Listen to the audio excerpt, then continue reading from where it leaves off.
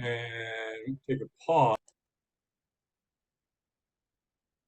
Well, welcome again, Soul to Soul people and Empowered Soul Network people. I again am interviewing today a good friend and colleague, Mike Hueholt from Des Moines, Iowa. He is a very successful entrepreneur. He has his own security systems business in the Midwest. We're going to talk about that, talk about business and spirituality in business. And so, plus, Mike is a Qigong officiant and healer and a connector of guidance. So, just it's a pleasure to have you here, Mike. Welcome. Yeah, thank you, Paul. Yeah. So tell us just a little bit more about the business side of things. You know what your work does and what inspired it from the beginning and so on.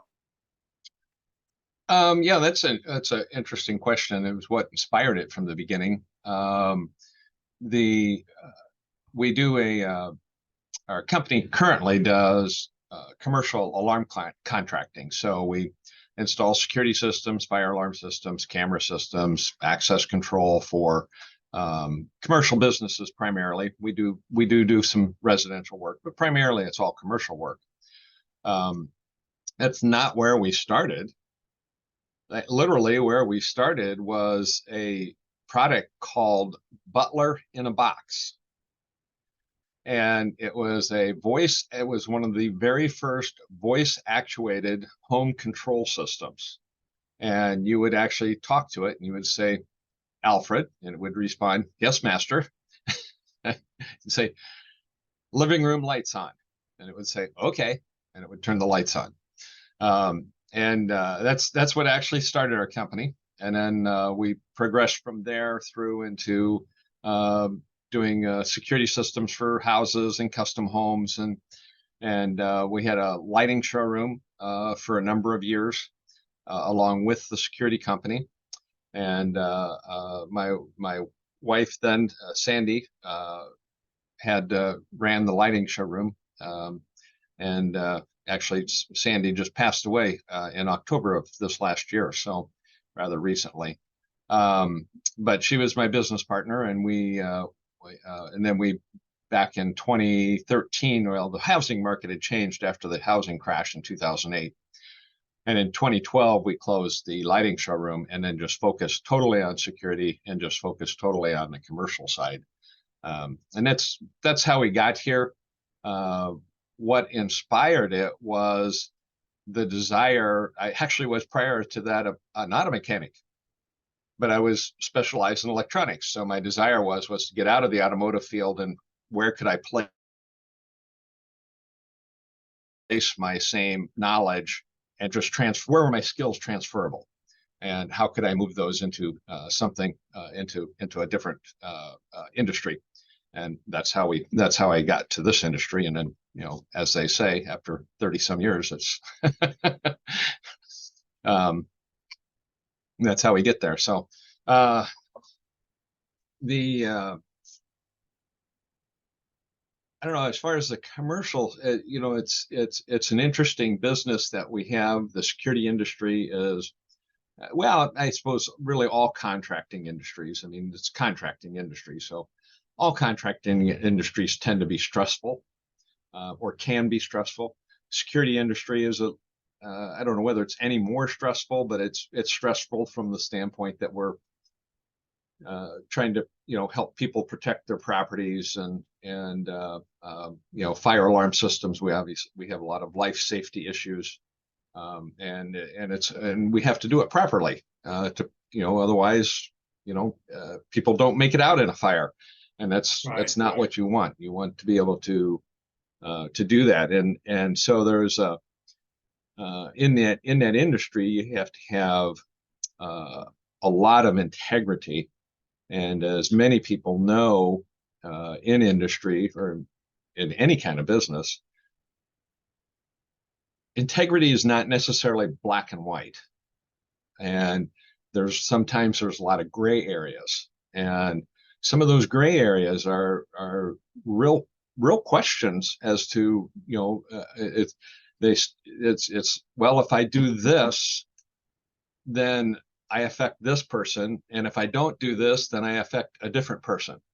And so, how do you resolve that? Right. And one of the things that I've learned working uh, specifically with Paul over the years, I would get into metaphysics through another school here in the Des Moines area, and then after several years there, I started working with Paul, and and I learned a lot more about my energy and where my spiritual connection is and how I can use that spiritual connection to help me in business issues. You know, And that's a something. well, I was going to say that that's a real major thing, Mike, because you talked about, managing stress in industry and in business as an entrepreneur, as a person that owns their own business and has to navigate all that. Some of the stories that you've told are pretty poignant and very knife cutting to the heart kind of things where you have to make decisions and so on. So in general, what have you found are some of the first keys to help someone who owns a business like that navigate all that outside stuff, including making the decisions about do you do this or do you do that, which is going to affect somebody one way no matter what you do. How does a person start to find the balance, if you will, of that? Oh, that's and that's not it's really not a question that can be answered in a definite format. So it's a question that um, each time has its own solution, and finding that balance. Uh, uh, you need to, I think, you need to find like outside help, outside, somebody. They may not even be necessarily an expert, but just somebody that's a lot of times somebody that you can just talk it out with uh, can make a big difference. We had a situation like that just pop up a week ago, and I struggled with it. I struggled with it for about a day, and then I had and then I'm like, who can I reach out to help? And that's where I work with my guides, my spiritual guides, is I connect with them, and I was just like, who can bring me a name of somebody that can help me, and it brought back the name of just one of my own technicians, and he has just short of a couple of years of experience, same experience as I do. He's in the 28, 29 year experience range. Um, and so it then gave me the ability to call him. Normally I wouldn't do that on a business decision like that, but I was said that's the right answer, and called him. We just talked through the whole issue, and came to a conclusion. And then when I had to approach both people, because then I had both customers that were affected, and I approached both of them, and both of them thought that the answer that I came up with was right, even though the answer impacted both of them. It was still the right. It was the right answer. Uh, so uh, and you don't get. I don't. I'm not a person that does a lot of snap decisions. I mean, I can do snap decisions when required. When I'm on a job site, I can make a decision, tell a technician, yeah, you need to go do that, or tell the customer this is what needs to happen, or you need to make this phone call. Those I can make. Those decisions I can make pretty quickly. Um, Other decisions, uh, I I like to weigh out what are the benefits for my customer, what are the benefits for everybody involved, um, uh, and to do that, sometimes I need to ask for guidance, I need to ask for help, and to get some feedback to my own thoughts. Um, and I find that working with spiritual guides helps a lot in that respect. I know a lot of people are, you know, well, what is a spiritual guide? Well, that's, it's I call it the universe. Other people call them angels. For me, it's guides that are out in the universe, people that have gone before me, and they're available there. If you ask for their help, they're available. They'll come talk to you. So, and give you give you pushes one way or another. Right, right. You know, one of the most profound things that you shared with me, Mike, was the situation where had kind of completed a systems job in a warehouse, and it needed to be inspected, and there were some issues there, and your connection with guidance was very pivotal to that. Could you share just very briefly, what that was? Give people an idea of how practical this is and what you're talking about. Oh yeah, sure. We were having a finished fire inspection being completed on a building. We had also done camera work in the same building, and the fire inspector in this particular case was also part of the building inspection department, and so he raised the question that we had used an incorrect cabling for all of our cameras. Now this was project had 40 cameras, so changing all that wire would have been significant, especially since this place was supposed to open the day after this inspection. So it was going to be a big mess if we had to change that wire out. Um, and he had made an argument for supporting his position, and I was like, I have really no idea how to, what to say, because again, not that inspectors are thin-skinned, but you don't want to upset an inspector. It can make your position worse. Be like going to court and making the judge mad at you is not going to help you get what you want. So, or resolve the issue that you have. Uh, the and anyhow, I just briefly I took a deep breath, did a quick clearing exercise, just just kind of offhandedly, so it doesn't look like I'm doing something specifically, and just ask my guides for intuition, just you know some assistance. And I'm not even sure where the answer came from, but the answer came out and the words came out and they were perfect. I only had to say it once and it gave him pause to consider. And then he actually had to make the statement he needed to go back and reread the code book himself.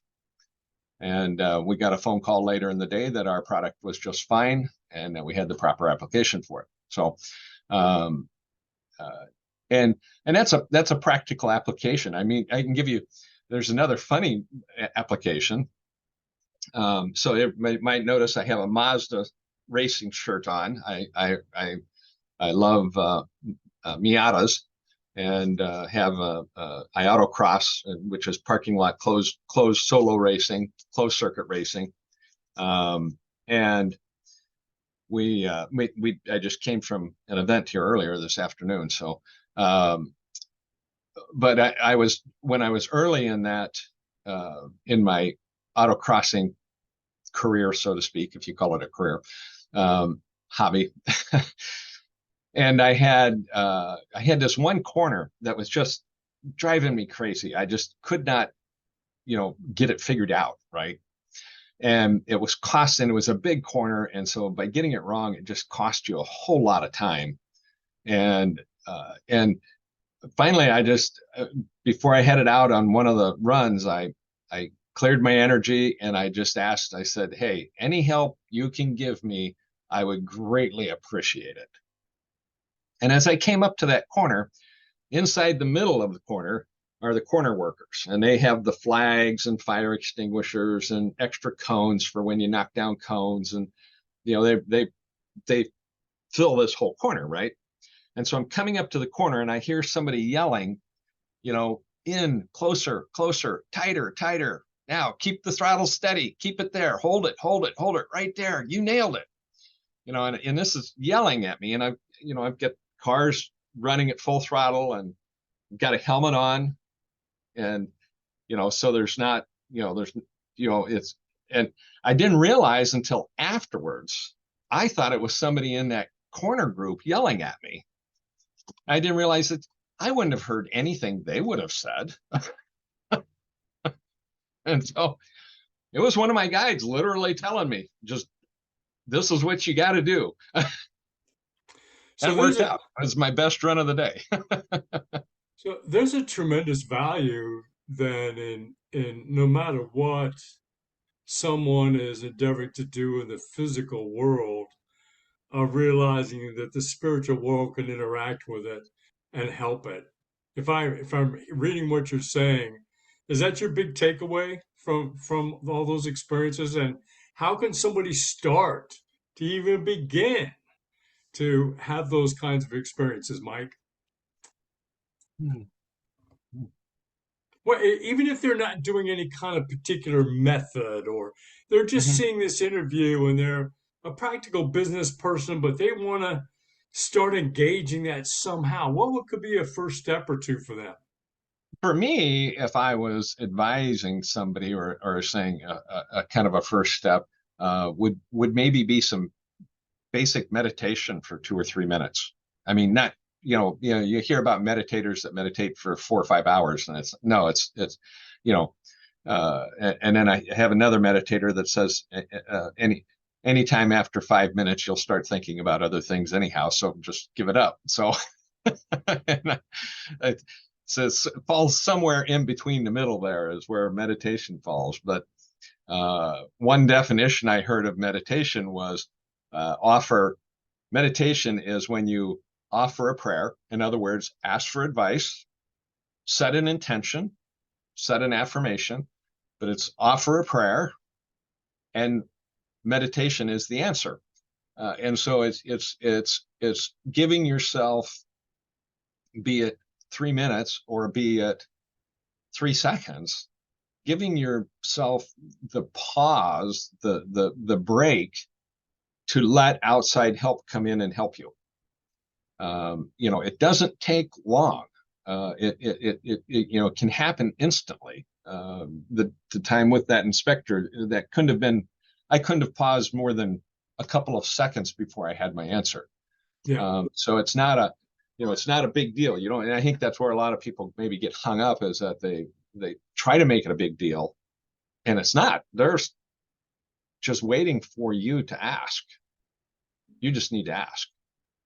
Yeah, right. I mean, earlier this week, I had the privilege of interviewing Dr. Sylvia Nemmers, and she's multicultural, lived in the Middle East, and so on. One of the things we talked about was the word prayer in certain language actually means connection. Sure. Yep. All you're doing in meditating, you're just allowing some connection beyond this phone or this video, this computer, to allow that greater experience out there. And there's 1,000 different ways that somebody could do that, right? There is. I mean, well, the part of, I think, one of the reasons why, one of the clearing techniques that you use, that you've taught me, is, I think one of the reasons why it's really effective is because just the action of the clearing creates that pause, that space. And through that, our brains are wired to be so active, as Right. our monkey brain, as people call it, but just that our brains are just wired to be on all the time and so active. And we never we never give it the space to just release and let something else come in. Right.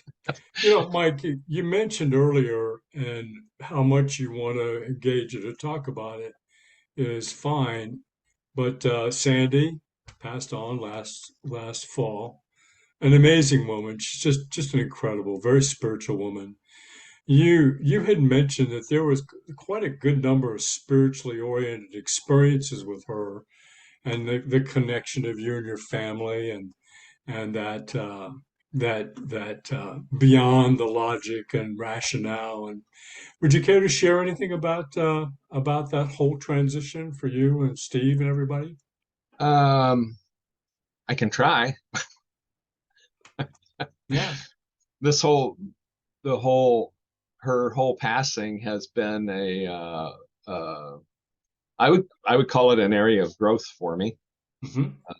because it's a um, grief. Grief affects you in many unexpected ways, Hmm. and I think that in many areas, I am just recently, maybe even just in the last week or two, starting to see. Uh, I, I don't know whether it's light at the end of the tunnel, but just starting to see. I don't even want to say normalcy. It's just starting to see some of my old self. Okay, Mm-hmm. being able to function at the level that I was functioning at before, and you know, but yeah, I mean, we had uh, quite a number of experiences. I mean, we did a uh, near the end, we were doing in-home hospice care. So we took care of ourselves 24/7 at the house.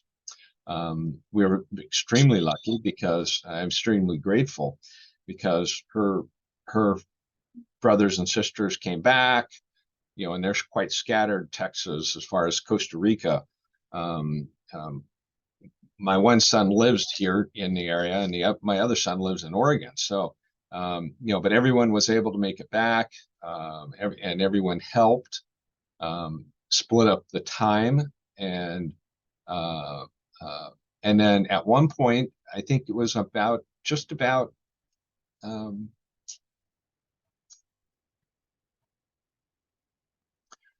yeah, it was. So she passed on a Wednesday, and it was uh, uh, the Saturday before. We did a group uh, clearing of her energy, Hmm. Right. and that got and of course my family had not had any experience with doing that, because it's practice that I involved them in the practice, and everybody got a lot out of it. And I think it was one of the turning points um, that Sandy had in completing her transition, Right. because everything got a lot quieter, almost almost as if she was not she was more time out of her body than she was in her body for the next 5 days, um, and which was a blessing in the fact, because with what she had going on, she was in constant severe pain, even though she was under heavy medication. uh, it just didn't cut the pain. So, Yeah. and Right. And I wouldn't say that our clearing stopped the pain. The pain was starting to subside when we did that. But that was when everything was starting to transition. So, um, but then we had a couple different ceremonies afterwards. We had a celebration of life ceremony. But before we had the celebration of life ceremony, um, we had there was a full moon uh, gong ceremony Hmm.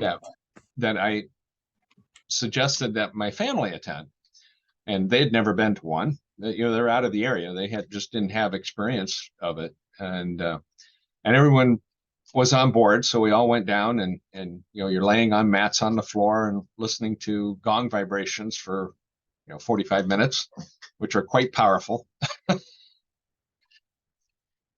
And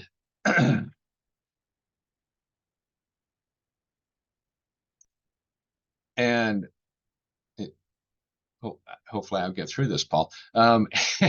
Sure. Great. This is one. Thank you. And, yeah, and during one of the gong sections, they were using this really large gong, and the way they were striking the gong was creating these waves of vibrations that literally just made you feel like you were floating off the floor. I mean, it just really long, low waves of vibration, right?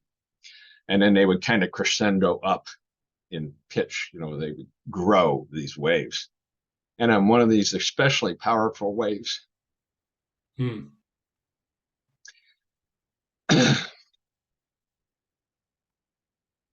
I could see Sandy going, woohoo,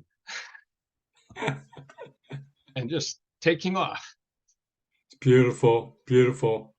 Mike, I mean, I appreciate you sharing that. I, my intuitions were speaking to do it, but my intellect hesitated to ask you to share that. But I think that the takeaway from that for people that are listening, and I know people that are watching this that have transitions that are happening or have happened or could happen, and the power of connection in all of its forms, as I was aware of that, being there with you in Des Moines at different times. That it was so beautiful to see the engagement of spirit in all the different pieces, including introducing new people, the family, to something that they may not have ever thought of doing before. And so the my takeaway from listening to you for this half hour has been the connections, whether it's in business, whether it's just personal driving my Miata, whether it's the intimacy and intensity of family engagements, including the one of the most ultimate of things is the passing of a loved one, spirit, and it's there all the time, and it can be engaged no matter what. Is that what you found? Can you speak to that just overall a little bit, Mike? Yeah, no, I think you're dead on right there. The it's always available, and um, uh, I have found that um, since Sandy has passed on, that I now have an additional guide, and uh, Beautiful.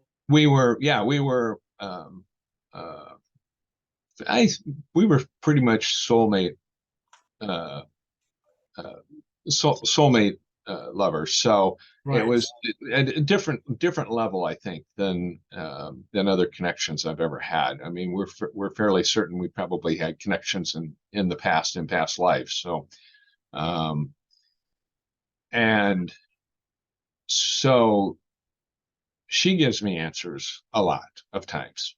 Uh, I just feel the information come in. So um, and uh, I think that she has actually improved some of my intuition. So, because I think I'm hearing better intuition wise. So, Beautiful. Beautiful. Just beautiful. So I think as we wrap up here, Mike, I just so appreciate your authenticity and your sharing vulnerability, and because these are experiences and questions, especially experiences a lot of people have. I don't think that a lot of people have the outlet to be able to share with other people, so they feel alone, lost, abandoned sometimes, and all of that. And to hear your experience of all the help available to us, no matter what, the help is there. I think that's a powerful, powerful message for people to remember and take heart in. mhm. Any closing thoughts as we wrap up? No, and just we're always personally growing, everybody. always changing. Things always changing around us. Uh, it's never life is never stationary, or it shouldn't be. Right, right. But somebody once said, the only thing that you could count on in life is that things will change. Yeah, Change yeah, is always going to happen. You can't stop changing from happening. yep, May as well yep, embrace it and give it a big giant hug. yep, yep. Mike, how Yep. can people get in touch with you in case they want to connect or make comments? You could they could use my email address of Mike dot silver D as in dragon, silver dragon. So Mike.silverd at gmail.com. Great, great. Thank you, Mike. And then also you have a Facebook presence there, Mike Hueholt. Yep, So people can always ping you in there. And yep. then if you want to comment on Mike and have him comment back, you can put your comments underneath the stream here. It's always going to be available. So please let friends, other people know about Mike's interview. There may be some answers for the people that you care about out there too. And we'll make sure that we put Mike's email address underneath that as well. Brother, thank you so much for being with us. This is wonderful. Thank you for sharing your heart, and look forward to seeing you here in a week or two. Okay, sounds good, Paul. Take care, Mike. Talk to you later. Bye, everybody. Bye, everybody.